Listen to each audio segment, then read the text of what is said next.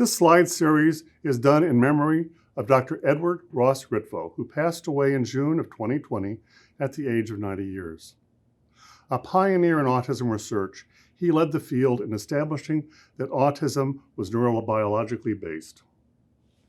A graduate of Harvard and a U.S. Army veteran, he spent his entire academic professional career at UCLA. His work included studies of diagnosis and classification, genetics and epidemiology, as well as neurobiology and psychopharmacology. He trained generations of leaders in the field and is survived by family members and many, many students. It's an honor to dedicate this series of talks to his memory with the support of Dr. Ariella Riva Ritvo Slifka and the Alan B. Slifka Foundation.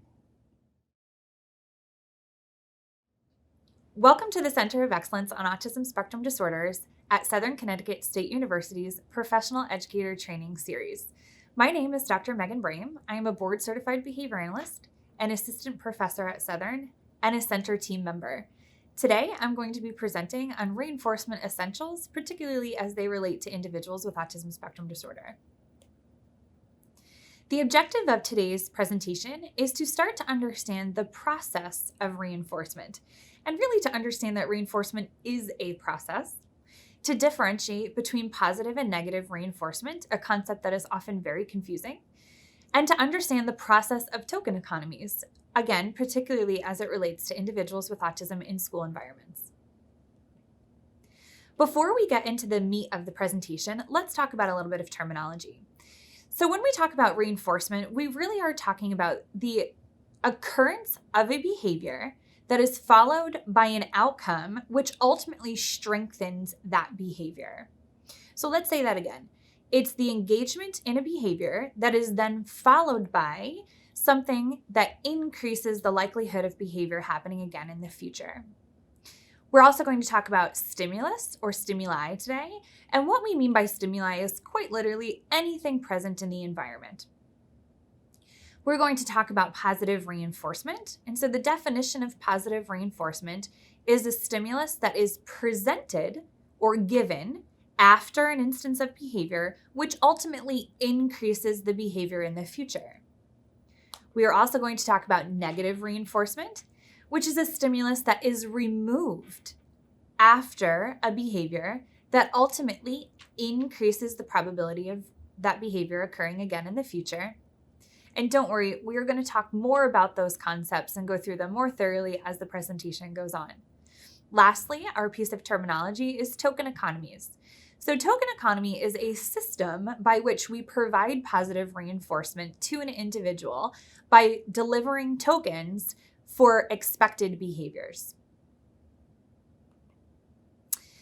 So when we talk about reinforcement, we really want to understand that reinforcement is a law of all behavior. All humans, all animals, in other words, all living organisms behave based on reinforcement. So what we understand is that reinforcement increases the likelihood of behavior occurring over time, and behavior only occurs or only maintains over time if it is being reinforced. Some of the things that we need to consider relative to autism is that some of our students with autism may have reinforcers that differ from their same-aged peers, or they might have preferences that differ from their same-aged peers. But that doesn't mean that they should be reinforced or accessing reinforcement any less or any differently than anyone else. When we work with individuals with autism, we understand that we are asking quite challenging skills or behaviors of them. And so we cannot expect individuals to complete this difficult work for free or for nothing, or for the same outcome as other individuals or other people in their environment might access, because a particular skill might be much more challenging for an individual than it may be for their neurotypical peers. So the expectation for them to work for the same reinforcement really is not most successful in helping our individuals with autism. Expecting individuals with autism to engage in the same behaviors for the same, quote, payment, if you will, really does set everyone up for failure. Let's talk about reinforcement versus bribery. This is an important consideration because reinforcement is often confused with bribery, especially in school settings. So when we talk about reinforcement, we're talking about a process by which behavior is strengthened in the future. We are reinforcing desired or functional or wanted behavior, if you will, by implementing reinforcement. Reinforcement should be based on something and should be presented before an instance of behavior. They are typically used proactively when we think about reinforcers. But if we think about bribery is a way by which we are offering stimuli or offering reinforcement to try and change behavior that's already happening. So oftentimes what you may see is an individual saying, well, don't forget, you're trying to work for, let's say, the iPad or a token.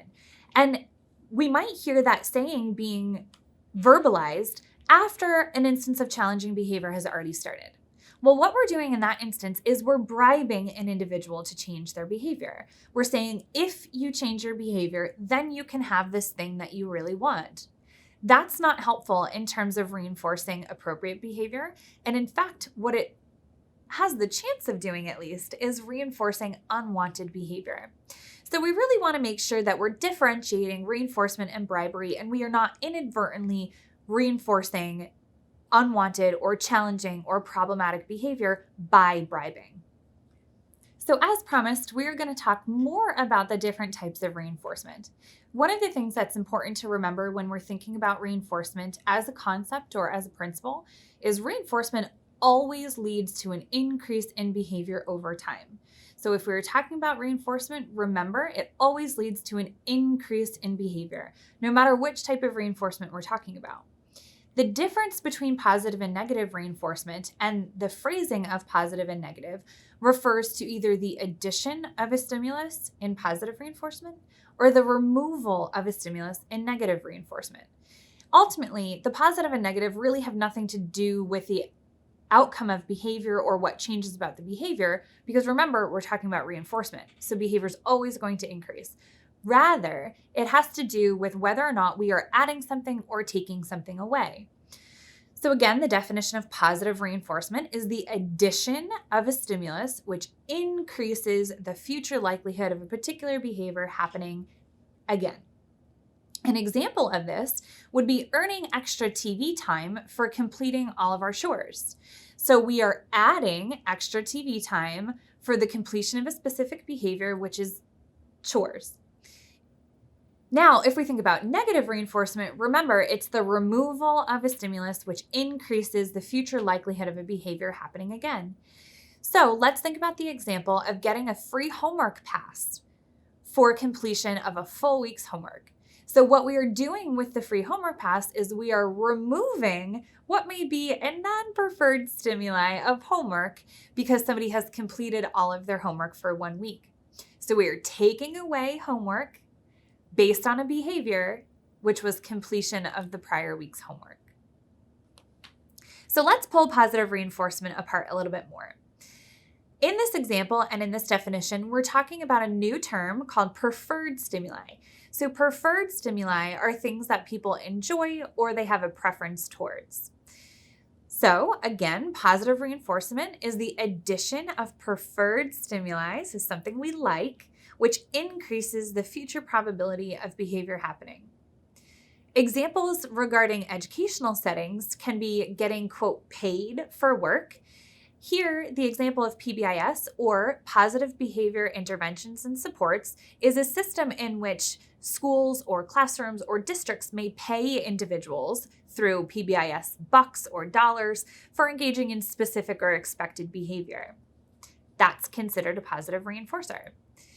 We can also offer special privileges in a classroom, like an individual becoming, let's say, a messenger and sending messages down to the office, which need to be brought.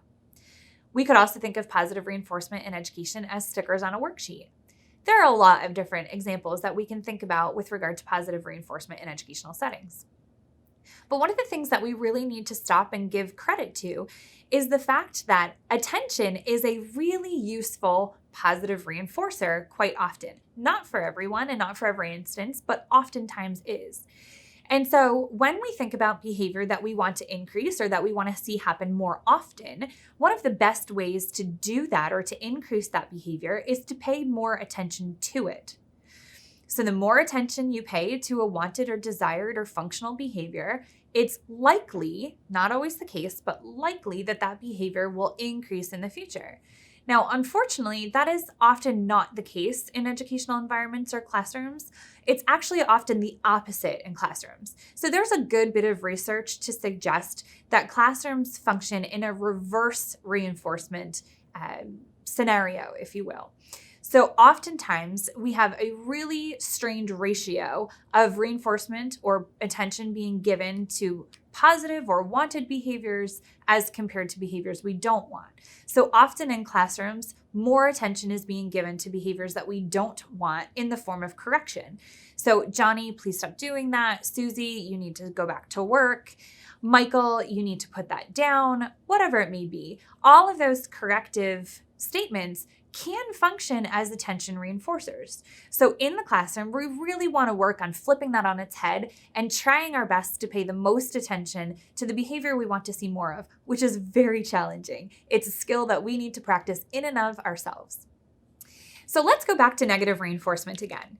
Here we are also adding that word preferred, but here we're going to speak of stimuli with regard to a non-preference or an unpreferred stimuli.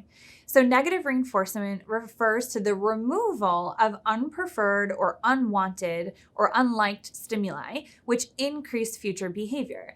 One of the most common examples given in school environments is the use of noise-canceling headphones. So noise-canceling or noise-dampening headphones are often provided or used by individuals with autism spectrum disorder when they're entering a noisy environment. So what happens when an individual with autism spectrum disorder or anybody puts on noise-canceling headphones? The noise is taken away. So that unpreferred stimuli of the noise is removed by putting on the headphones. In the future, the person is more likely to put on those headphones because it removed that unpreferred noise. There's a number of other examples that we can give. So the behavior of taking Advil or Tylenol or aspirin to remove a headache is also an example of negative reinforcement. The behavior of taking medicine to remove the unpreferred stimulus of our headache means we're more likely to take medicine in the future next time we have a headache. The concept of putting on a seatbelt when you get in the car to get rid of that annoying seatbelt buzzer sound or dinging that your car makes is an example of negative reinforcement. We are engaging in seatbelt putting on behavior in an effort to remove the buzzing sound. There are a number of other examples that we can give, and we're going to talk about some more as we move through today's discussion. Remember, importantly, that when we talk about reinforcement, when we talk about positive and negative reinforcement, we are simply meaning positive is something being added or applied, and negative means taking something away, removing or subtracting something. It has nothing to do with good or bad or the sort of standard connotation of positive and negative. So positive is add, negative is take away, but ultimately they both have the same impact on behavior, which is to increase it because it's reinforcement. Some of the cautions about negative reinforcement, and there are a number of different cautions here, but some of the things that we can talk about directly as it relates to individuals with autism in school settings is the concept of inadvertent negative reinforcement, meaning accidental negative reinforcement. This happens very often, and this is quite often one of the reasons that some challenging behavior or maladaptive behavior begins to occur and then ultimately increases in school settings. So as an example, when we give a demand to a student, such as giving them a worksheet to complete or giving them a direction for some work to do, that demand can often serve as what we would say is a trigger or an antecedent or something that evokes challenging behavior. Oftentimes, what happens in school settings is when challenging behavior occurs, the work or the demand or the trigger is taken away in some capacity. So it might be that the student is asked to leave the room. It might be that the teacher comes over or the paraprofessional comes over or whomever else is in the environment comes over and attempts to help the child with that particular work. But ultimately, that demand is still either decreased by getting help or taken away by the example of leaving the classroom. Now, does that seem to help the behavior in the moment? Certainly it does. If the demand is taken away, there's no more reason to engage in behavior at that moment, right? But let's think about it over time. If I'm presented with a demand that I don't want to do and I engage in certain challenging behavior, the demand goes away. So what am I as an individual more likely to do next time I'm given a demand?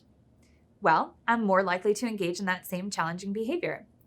This concept is significant to the consideration of the development of challenging behavior in school settings. We have to remember that individuals are negatively reinforced quite often in their environment, and we need to remember that we as the individuals or we as the adults are not the people who are deciding what is reinforcing or not. It is the student who's making that decision, and ultimately, it is the student's behavior that we need to listen to in order to determine whether or not something's being reinforced. Some of the positive uses or positive applications of negative reinforcement in classrooms are actually implemented quite often. So functional communication is one of the ways by which negative reinforcement is implemented in a classroom. You can teach an individual to ask for help, to say stop, to ask to do something later, to ask to swap assignments, or to say I'm finished with something. All of those things ultimately lead to a particular demand or activity being taken away. And so when that particular demand or activity is presented again in the future, the individual is more likely to say, I need help, or please stop, or I'd like to do this later. So ultimately, that is a cycle of negative reinforcement. Switching gears a little bit, we're now going to talk about reinforcers. So we've talked about reinforcement, which is the process, and now we're going to talk about reinforcers. So reinforcers are those things that we've been talking about as stimuli. They are the actual objects or the events or the phenomena that we are using to reinforce behavior in some capacity. So we need to remember that reinforcers are the objects or the stimuli. They always follow behavior and they always increase the rate of behavior. Remember, because it's reinforcement. There are two general categories of reinforcers. The first category is called unconditioned, natural, or primary reinforcers. They're also referred to as. These are things that our species comes equipped with. We are born knowing that we are reinforced by these 5 particular things. Everything else that we find reinforcing has been learned. So, as an example, we are not born into the world knowing that money is reinforcing. Instead, over time, we learn that money has a value, and that value can get us things, and that money then becomes a reinforcer. We also learn that good grades can become a reinforcer, tokens can become a reinforcer, social approval, toys, etc. There's a number of examples that we can talk about with regard to conditioned reinforcers. Conditioned just means that we have learned that those things have a value. We have learned that they're reinforcing. One of the types of reinforcers that I want to spend a good bit of time talking about are edible reinforcers. Edible reinforcers, very simply, are things that we can eat. Oftentimes, edible reinforcers are used within educational settings or any setting to provide reinforcement to individuals with autism spectrum disorder. However, they are also very often overutilized or overdepended upon. Now, what research tells us is that typically edible reinforcement is evidence-based or supported by research in teaching language, physical, social skills, etc. to children with severe deficits or severe challenges. Edible reinforcement is certainly not limited to individuals with special needs or individuals with autism spectrum disorder. We all find certain foods to be reinforcing. Mine particularly would be nachos. But one of the things that we need to remember is that edible reinforcers should not be the first or the last resort in terms of reinforcement. We should always be attempting to reinforce with natural reinforcement as compared to edibles. So what that means is it's okay to provide edible reinforcement on occasion when somebody is learning a challenging skill or for an individual who's learning a skill that may have a more profound deficit. However, edible reinforcers should not be a first line and should not be the ultimate reinforcer for most skills. Edible reinforcers also should always be paired with social reinforcement. So if we think back to that grid we just looked at on unconditioned and conditioned reinforcers, in that list of unconditioned, we saw food. So food is edible, which means food or edible reinforcers are a primary or an unconditioned reinforcer. We don't need to learn that those things have a value. We're born equipped with that. But if we remember on the other side of the grid, social reinforcement is something that we need to learn. So if we use the strength that edible reinforcers have paired with social reinforcement, over time, an individual can learn that social reinforcement, things like simply saying good job or a thumbs up or a head nod, can ultimately become reinforcing over time when paired. Additional considerations of edible reinforcers are they are very susceptible to what we call satiation. So satiation is basically the concept of someone getting sick of something, someone having too much of it. We would call that as being satiated on something. So edible reinforcers are very susceptible to satiation because it's very easy to become full or sick of something. One of the other things that we need to consider about edible reinforcers is they very well may prove to be unethical. So we need to think about the ethics of providing things like candy or chips or goldfish or soda or donuts or any other of the typical edibles that are delivered to individuals on a consistent basis. What is that doing to their health, to their weight, to potentially their teeth, etc.? So when we really think about edibles, we must think of the ethics that are involved in providing unhealthy food on a regular basis to an individual. We also must have a fading plan, and we must have a plan to transfer edible reinforcers away and put other reinforcers in its place as quickly as the data says is possible. Don't forget, that's a database decision. So the data tells us when it's time to transfer. Edible reinforcers are not a long-term solution to reinforcement, and they should not be used as such. We really should be working on conditioning or learning other reinforcers, and we really want to move away from edible reinforcers as fast as we can. One of the other considerations of edible reinforcers also is that they're not very natural in terms of age appropriateness. So if you think about it, maybe let's say a 17 or 18-year-old who's in high school. If you look around, do you see other 17 or 18-year-olds that are provided with a lollipop when they meet all of their goals for the day? Chances are the answer to that is probably no. So we don't want it to be the fact that we are creating an additional difference in individuals that we work with. We don't want to set them apart more than they may already be. And edible reinforcement typically does do that. So there are a number of considerations when thinking about edible reinforcement. And ultimately, the take-home message here is reinforcement in terms of edibles should be used sparingly and should be faded as quickly as possible. Now comes the challenge of identifying reinforcers. So we need to remember that individuals will have different preferences, and that is not up to us to decide. That is up to the individual to decide themselves. And again, their behavior will tell us what is reinforcing and what is not. So we need to make sure that we are testing things that we may think are reinforcers to ensure that they truly are. One of the considerations here is that things that are preferred, things that we like, may not be reinforcers. Like I said earlier, one of my preferred items in life, or one of my preferred edibles, are nachos. However, the reality is I'm not going to go to work to get paid in nachos. So nachos are certainly a preference of mine, but I'm going to go to work for my paycheck so that I can buy nachos and other things that I need. I'm not going to go to work just for nachos. That's really important in the consideration of the delivery of reinforcers to the individuals that we work with. We need to make sure that we're not just assuming things that are preferred will function as reinforcers. They may not. We're now going to switch gears and talk a bit about token economies. So token economies are things that are quite often used in school, not always effectively or not always in the way that they're designed. And so token economies are really useful for changing behavior, but only when they're implemented correctly. So let's talk a little bit more about how to do this. Overall, a token economy is a system for providing positive reinforcement to a student or to multiple students by delivering or giving them tokens for completing a task or for completing a behavior.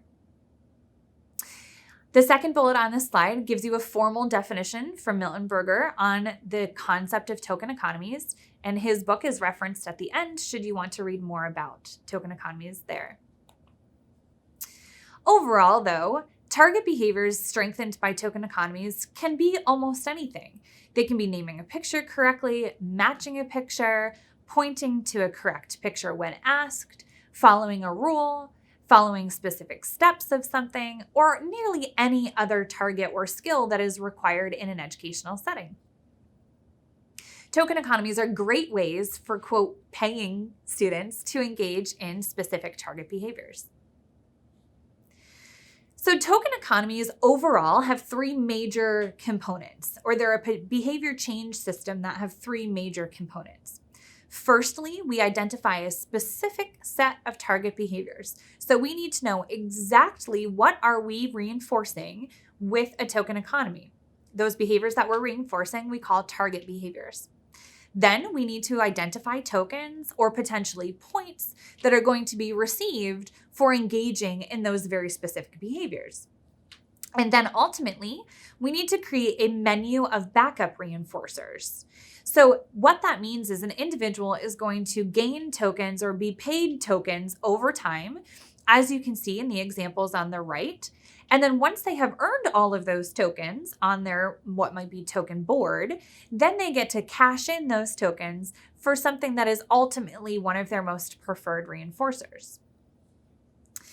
One of the considerations of token economies is that they are a process. So there are a number of different pieces of a process that need to be considered when we are teaching token economies. Now, if we think back again to that grid that we showed earlier of the conditioned and unconditioned reinforcers, let's remember which side tokens were on. Tokens were not on the unconditioned side. They are not something that we are born being reinforced by or knowing is a preference. Rather, we learn tokens over time. So one of the important considerations when using token economies or using a token board in a school setting is they must be taught. Our individuals that we work with, or any individual, is not going to know that tokens have a value. They're not going to know that they are worth something unless they are specifically taught. So oftentimes, token economies or what look like token boards in a school are not successful or don't change behavior in the way they are intended to because they're not taught appropriately. Token economies or token boards can't be implemented kind of out of the blue because they won't make sense. They don't have a value. They're not understood yet. So we need to ensure that we are engaging in this process displayed on this slide in order to ensure that tokens are being used most effectively. Remember, if we don't engage in the process and we don't teach the value of tokens, they are not going to work. They're not going to change individuals' behavior because they do not have a value. So be sure to engage in the process of selecting target behaviors, selecting specific tokens, selecting and identifying the amount of tokens a person is going to need to earn in order to gain access to their ultimate reinforcer or their backup reinforcer.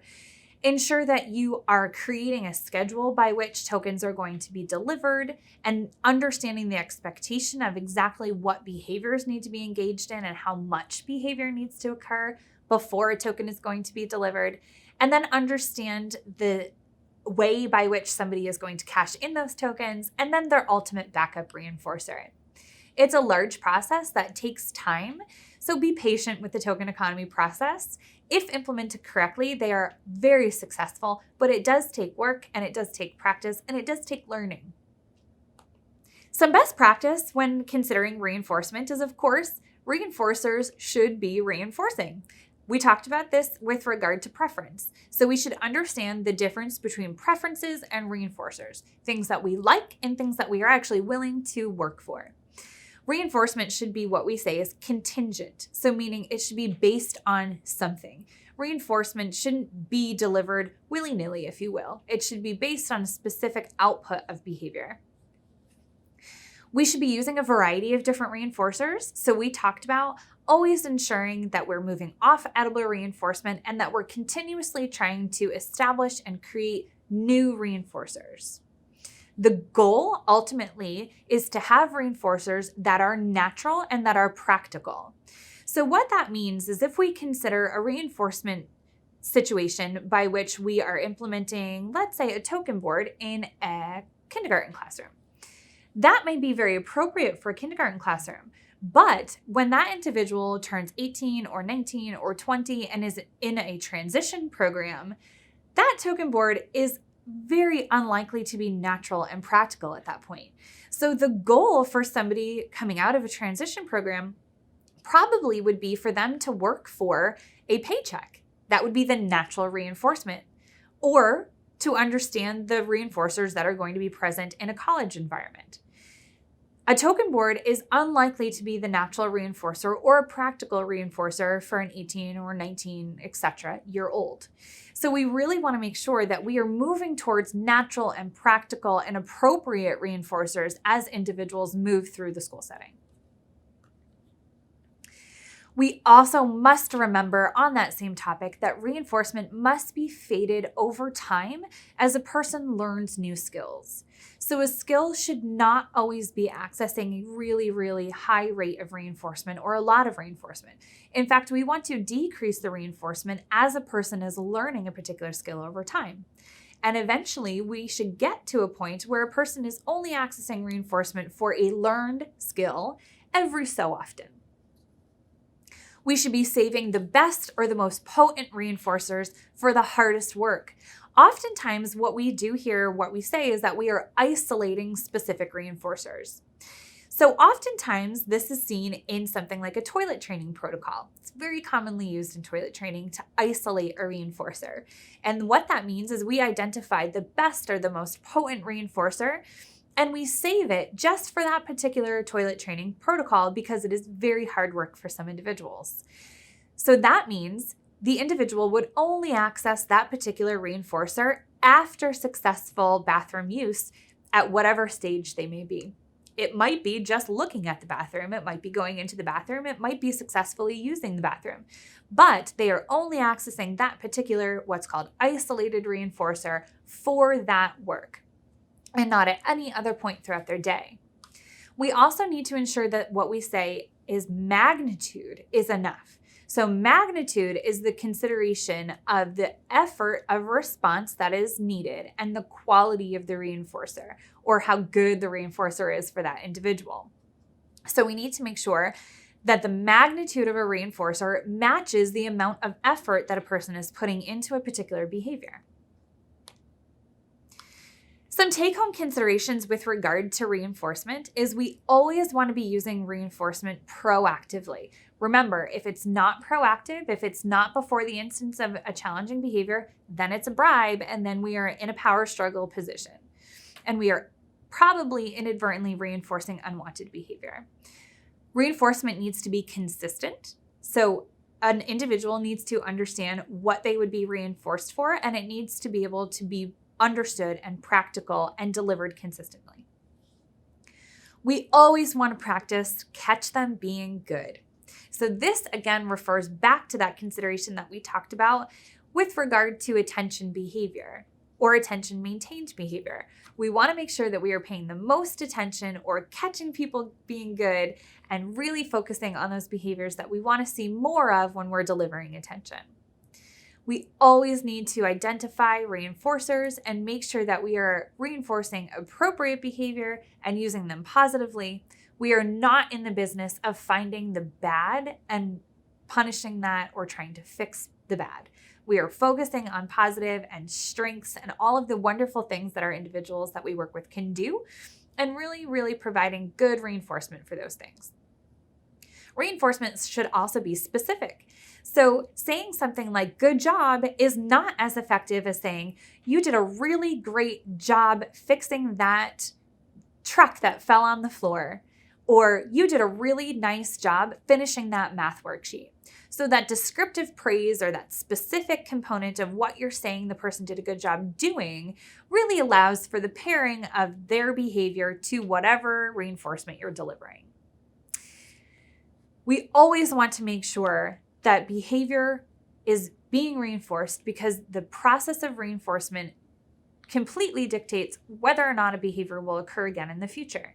So we need to remember to only be reinforcing behavior that we want to see more of and not providing reinforcement for behavior that is challenging or maladaptive or not particularly useful for an individual. To learn more on topics that we talked about in this video, please see additional presentations in Introduction to Learning, which is presentation 2 in this video series, the importance of consistency in autism supports, which is presentation 4, and the presentation on challenging behavior, which is number 11.